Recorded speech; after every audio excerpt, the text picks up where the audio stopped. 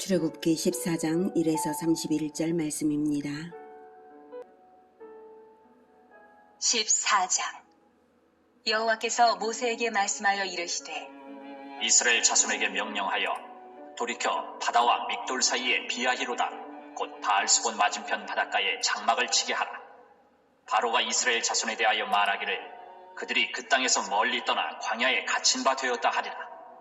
내가 바로의 마음을 완악하게 한즉 바로가 그들의 뒤를 따르리니 내가 그와 그의 온 군대로 말미암아 영광을 얻어 애굽 사람들이 나를 여호와인 줄 알게 하리라 하심에 무리가 그대로 행하니라. 사랑하는 형제 여러분, 7월 2일 토요일 새벽 묵상에 오신 것을 환영합니다. 이스라엘 백성은 아브라함에게 주신 언약대로 드디어 400년 타국 생활을 마치고 뭇별같이 많은 수로 불어나서 출애굽을 했습니다. 그런데 하나님께서 지름길을 버리고 홍해의 광야길로 돌려서 이스라엘을 인도하셨는데요. 이것은 블레셋과의 전쟁은 피하고 애굽의 추격은 유인하시기 위한 것입니다. 바다와 믹돌 사이 비하히롯 앞 바알스본 맞은편 바닷가가 이곳으로 추정이 되고요. 여기에서 홍해를 이렇게 건너갔다라고 생각이 됩니다. 아니 왜 이렇게 갔는가 하면 이쪽이 블레셋이 있기 때문에 이렇게 바닷가로 가지 않고 먼 길을 인도한 것인데요. 이렇게 해서 애굽이 이렇게 바다에 막혀 있는 이곳에 텐트를 일단 친 거죠. 야영을 여기서 할 때에 애굽이 추격해 왔습니다. 유인을 한 것입니다. 그러면 애굽의 추격을 유인하는 것이라면 작은 대적을 피하고 큰 대적을 불러들이는 꼴이 아니냐 이렇게 생각되는 부분이에요. 당시의 현장을 실시간으로 보는 입장이라면 그런 생각이 들 수밖에 없죠. 네, 바로 그것입니다. 연약하기 짝이 없는 오합지졸 이스라엘로서는 큰 시험거리가 될 수 있지만 그럴지라도 애굽을 유인해서 한 번 더 혼을 내주어야 할 필요가 있었어요. 출애굽 후에라도 애굽이 다시 이스라엘을 침략하여서 노예로 삼고자 할 생각을 아예 하지 못하도록 미연에 차단하는 것입니다. 애굽이 실제로 추격해 왔죠. 이것을 보면 훗날 재침략 가능성이 있었음을 충분히 알 수 있죠. 하나님의 전략에는 다 합당한 이유가 있으십니다.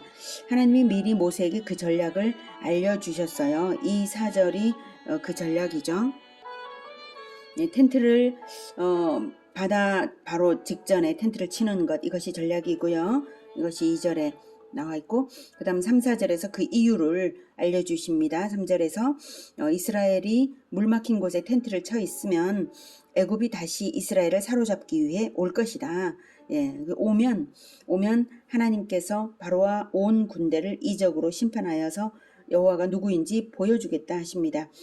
이때 오해하지 말 것은 내가 바로의 마음을 완악하게 한즉 이것은 바로가 원체 완악한 것을 내버려 두심으로써 스스로 초래한 심판을 피하지 못하게 하겠다는 뜻이지 일부러 더 악하게 조장하시겠다는 뜻은 아니십니다.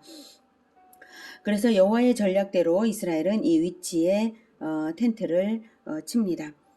5절 그 백성이 도망한 사실이 애굽 왕에게 알려지매 바로와 그의 신하들이 그 백성에 대하여 마음이 변하여 이르되 우리가 어찌 이같이 하여 이스라엘을 우리를 섬김에서 놓아 보내었는가 하고 바로가 곧 그의 병거를 갖추고 그의 백성을 데리고 갈새 선발된 병거 600대와 애굽의 모든 병거를 동원하니 지휘관들이 다 거느렸더라. 여호와께서 애굽 왕 바로의 마음을 완악하게 하셨으므로 그가 이스라엘 자손의 뒤를 따르니 이스라엘 자손이 담대히 나갔습니다. 애굽 사람들과 바로의 말들, 병거들과 그 마병과 그 군대가 그들의 뒤를 따라 바알스본 맞은편 비아히롯 곁 해변 그들이 장막 친 데에 미치니라. 네, 그랬더니 하나님의 말씀대로 이루어지죠. 어마어마한 병력을 이제 동원했습니다.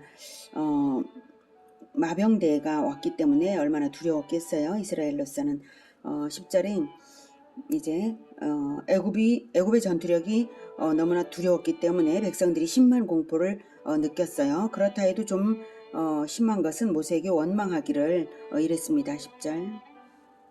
바로가 가까이 올 때에 이스라엘 자손이 눈을 들어본즉 애굽 사람들이 자기들 뒤에 이른지라. 이스라엘 자손이 심히 두려워하여 여호와께 부르짖고 그들이 또 모세에게 이르되 애굽에 매장지가 없어서 당신이 우리를 이끌어내어 이 광야에서 죽게 하느냐? 어찌하여 당신이 우리를 애굽에서 이끌어내어 우리에게 이같이 하느냐? 우리가 애굽에서 당신에게 이른 말이 이것이 아니냐? 이르기를 우리를 내버려 두라. 우리가 애굽 사람을 섬길 것이라 하지 아니하더냐? 애굽 사람을 섬기는 것이 광야에서 죽는 것보다 낫겠노라. 도무지 구원받은 백성이라 할 수 없는 정신세계 아닌가요? 구원자 모세더러 자기들을 죽게 한다고, 애굽을 섬기는 노예로 있는 게 낫겠다고 이렇게 말하고 있습니다. 이렇게 말하는 건 정말 하나님을 믿는 자들인지 언약을 기억하는 자들인지 의심스러운 것이죠. 그 놀라운 이적들로 나타난 열재앙을 이미 다 보지 않았나요? 열재앙에서 자기들을 구별하시고 애굽을 심판하신 것을 분명히 체험한 사람들 아닌가요? 애굽 전체에 내려진 기막힌 장자재앙에서 이스라엘은 유월절 규례 언약대로 구별해 주신 것 체험하지 않았나요? 유월절 규례를 자기들이 지켰으면서 그러면 그것은 진심으로 지킨 게 아니라 행위로만 그렇게 한 건가요? 하나님을 체험했다면 믿음으로 나타나야 하는 것 아닌가요?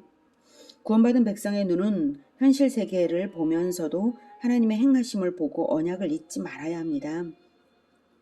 그래서 하나님이 행하실 미래의 일을 믿음의 눈으로 보아야 마땅한 것입니다. 현실 세계만을 보면서 요동해서는 안 됩니다. 현실의 고난은 잠시 잠깐이고 하나님의 멋진 작전 중 일부이기 때문에 그것은 요동하지 않고 견뎌야 하는 것이죠. 고난 가운데서 요동하지 말고 하나님의 언약과 구원 행동을 기대할 이것을 꼭 기억하십시오.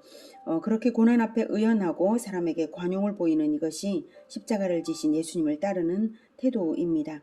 하나님이 말씀하시는 승리의 방법이 무엇이었나 생각해 보십시오.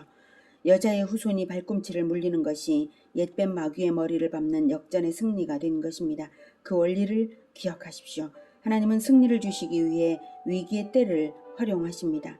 우리가 잠잠히 하나님의 구원만을 바라는 것이 중요합니다. 고난의 때에 지도자를 원망하지 말고 하나님을 원망하지 말고 언약을 기억하고 하나님의 구원을 기억하십시오. 자, 그럴 때 영적 전쟁에서 하나님의 나라가 멋지게 승리하는 것입니다. 또한 그 어떤 고난이라도 고난이 영원한 것이 아니고 고난 가운데 하나님은 적절한 때에 반드시 피할 길을 내시는 분이십니다. 하나님을 믿으시기 바랍니다. 모세는 지도자답게 백성들을 안정시키며 성숙한 대답을 합니다. 13절. 모세가 백성에게 이르되 너희는 두려워하지 말고 가만히 서서 여호와께서 오늘 너희를 위하여 행하시는 구원을 보라. 너희가 오늘 본 애굽 사람을 영원히 다시 보지 아니하리라. 여호와께서 너희를 위하여 싸우시리니 너희는 가만히 있을지니라. 여호와께서 모세에게 이르시되 너는 어찌하여 내게 부르짖느냐?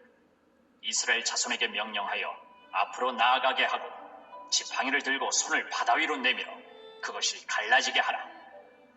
이스라엘 자손이 바다 가운데서 마른 땅으로 행하리라. 네, 두려워하지 말고 가만히 있어서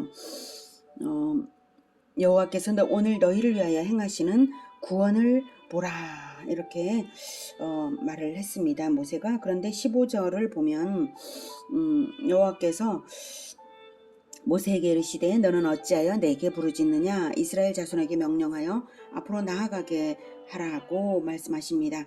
어찌하여 내게 부르짖느냐고 이스라엘 자손에게 명령하여 나아가는 게 당연한 것을 왜 부르짖느냐고 하십니다. 행동해야 할 때에 기도만 하고 있냐는 의미로 해석할 수 있겠습니다.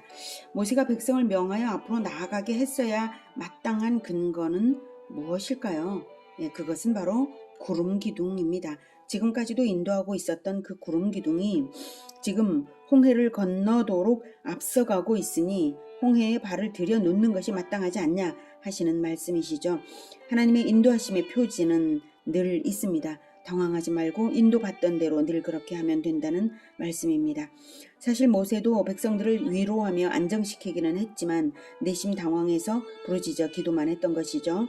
모세가 그동안 열재앙을 불러일으키며 애굽을 이겨왔던 그 권능이 지팡이를 잡은 손에 있었던 것을 기억해서 담대하게 믿음의 행동을 했어야 하는 것입니다. 그것을 잊고 있었어요. 모세도 위기 상황에서 눈이 가려서인지 하나님의 구원 행위를 잊고 있었던 것입니다.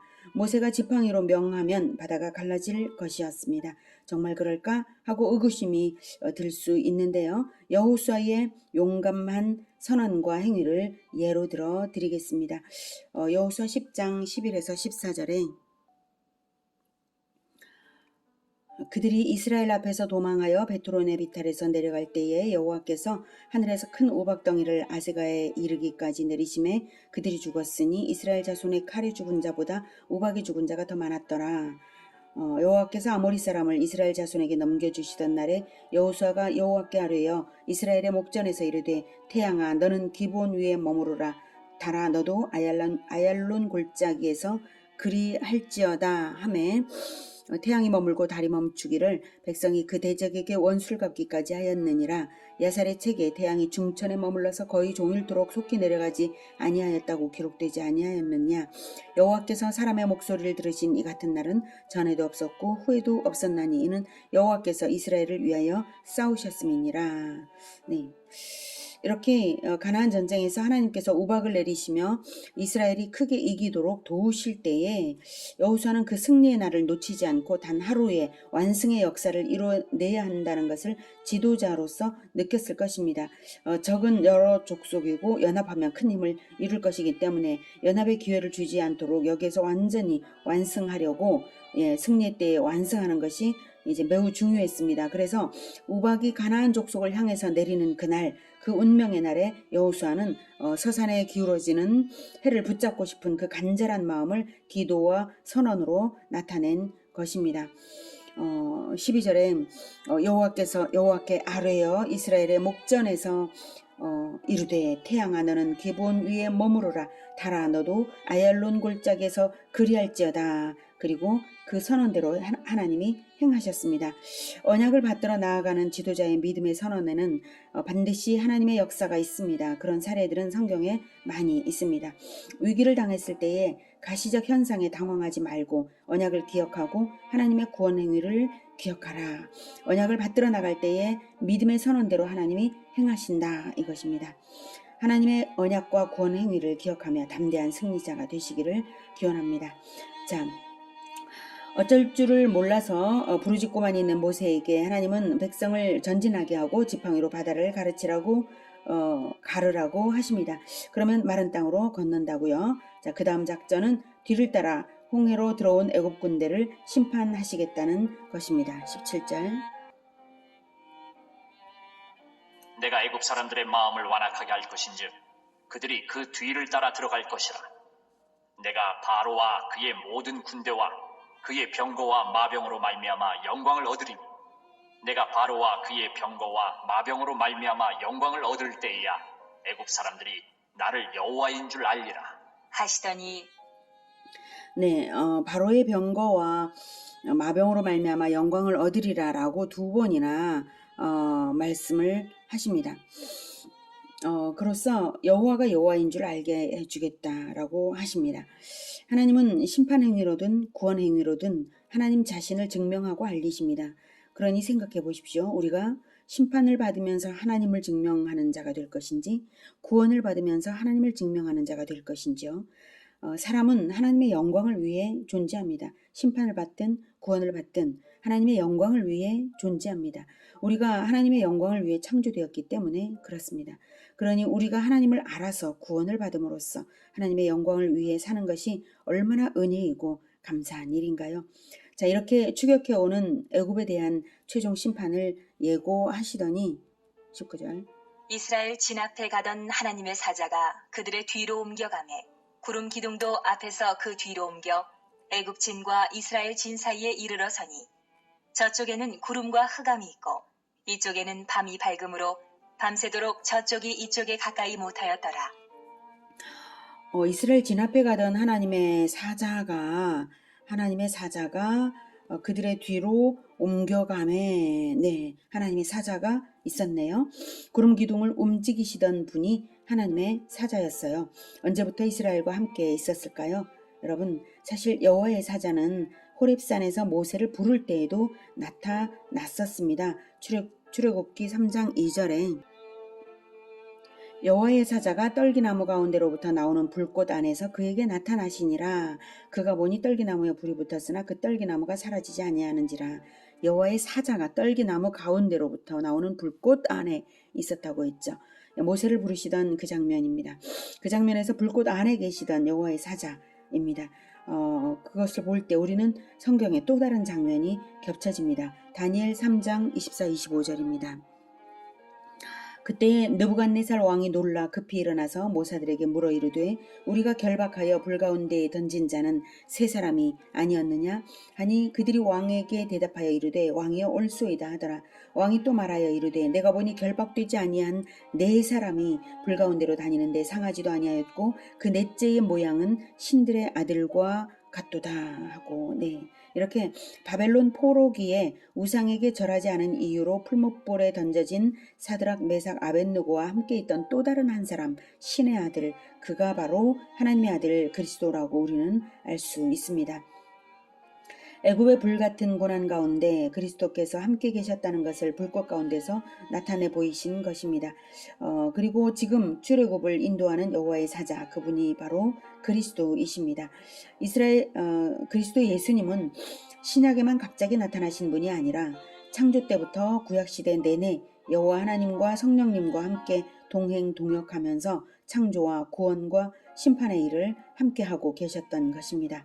자, 하나님의 사자가 뒤로 옮겨가자 구름 기둥도 따라갔습니다. 그래서 애굽과 이스라엘 사이의 위치에서 가림막 역할을 했습니다. 마침 밤 시간이었으므로 불기둥의 빛으로 이스라엘은 밝음 가운데 있었고요. 애굽은 구름에 덮여 흑암 가운데 밤새도록 우왕좌왕했습니다. 21절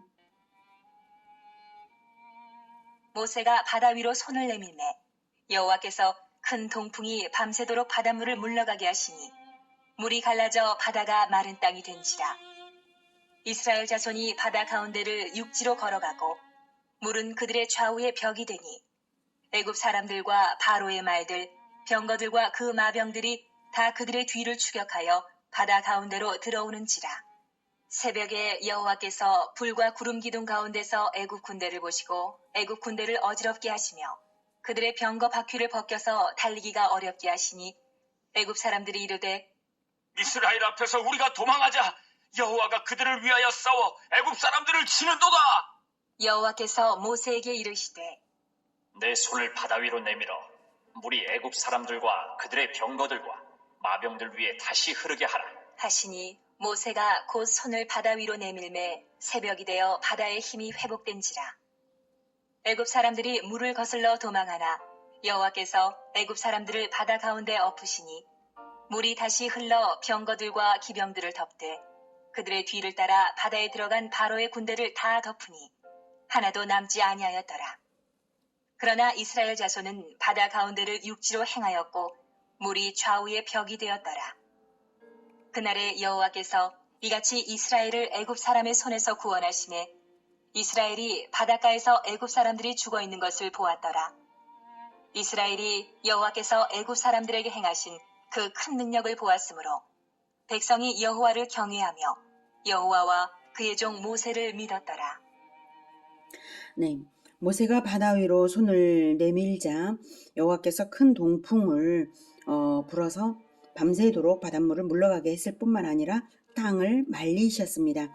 질퍽거리지도 않는 마른 땅 위로 바다를 건너면서 좌우의 물벽을 보며 건넌 그 체험은 이스라엘에게는 결코 잊지 못할 일이 되었을 것입니다. 그런데 그보다 더 극적인 체험이 곧 이어졌죠. 이스라엘을 뒤쫓아 애굽 군대도 바다로 진입했습니다. 하나님께서 병거들의 바퀴를 빠지게 하시며 전진하지 못하게 하시자 애굽 사람들이 당황하고 두려워서 이스라엘 앞에서 우리가 도망하자. 여호와가 그들을 위하여 싸워 애굽 사람을 치는도다라고 하죠. 모세가 손을 내밀어 물을 다시 흐르게 했을 때에 모든 애굽 군대가 수장되었습니다. 그래서 이스라엘이 여호와께서 애굽 사람들에게 행하신 그 큰 능력을 보았으므로 백성이 여호와를 경외하며 여호와와 그의 종 모세를 믿었더라고 말하고 있습니다. 이렇게 하나님이 행하신 심판의 표적을 목도했을 때 사람들은 드디어 모세를 믿게 되었습니다. 하루 전에 그들은 모세가 자기들을 죽이는 자라고 대항하며 애굽으로 돌아가는 게 낫겠다고 했던 사람들이었죠. 하나님은 이렇게 언약을 따르는 지도자를 세워주십니다. 형제 여러분, 표적은 언약 백성의 믿음을 이끌어내시기 위해 주시는 것인데요. 표적 중에 표적이 무엇인지 아시죠? 예수님의 십자가와 부활입니다. 십자가와 부활은 인류의 역사 전체를 통해 그리스도의 최대의 표적입니다. 예수님께서 이렇게 말씀하셨습니다. 내가 아무도 못한 일을 그들 중에서 하지 아니하였더라면 그들에게 죄가 없었으려니와 지금은 그들이 나와 내 아버지를 보았고 또 미워하였도다. 네. 아무도 하지 못하는 많은 표적들을 예수님이 많이 행하셨고 또 절대 표적인 십자가의 죽으심과 부활로서 복음을 펼치셨습니다. 지금도 복음은 세상에 펼쳐지고 떨치고 있습니다. 마침내 예수님께서 오실 때에 믿지 않는 자들은 표적을 보고도 믿지 않은 결과를 심판으로 받게 될 것입니다. 그러므로 우리가 해야 할 지상 최대의 과제는 한 가지입니다. 표적을 보고 믿으라고 후손에게 제자에게 가르치고 세상에도 외치는 것입니다. 그리고 이 언약을 굳게 믿는 지도자는 믿음의 선언으로 공동체를 이끌어가는 것입니다. 이스라엘 백성들이 열재앙의 표적을 보고도 자기 적용을 하지 못한 것은 믿음이 부족해서였습니다.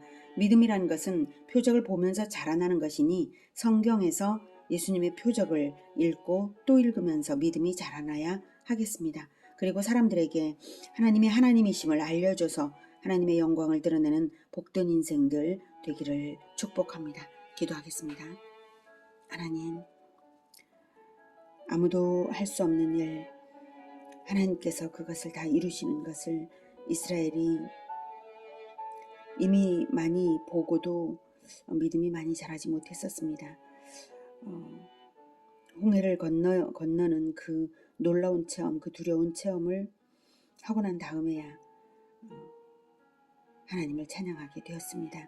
하나님, 그러나 우리에게는 하나님께서 성령을 주셨사오니 우리가 성경에서 하나님의 표적을 보고 믿게 하시며 세상 사람들에게 오직 하나님만 하나님이 되심을 알려주는 자들이 되게 주님 도와주시옵소서. 우리가 그렇게 하겠습니다.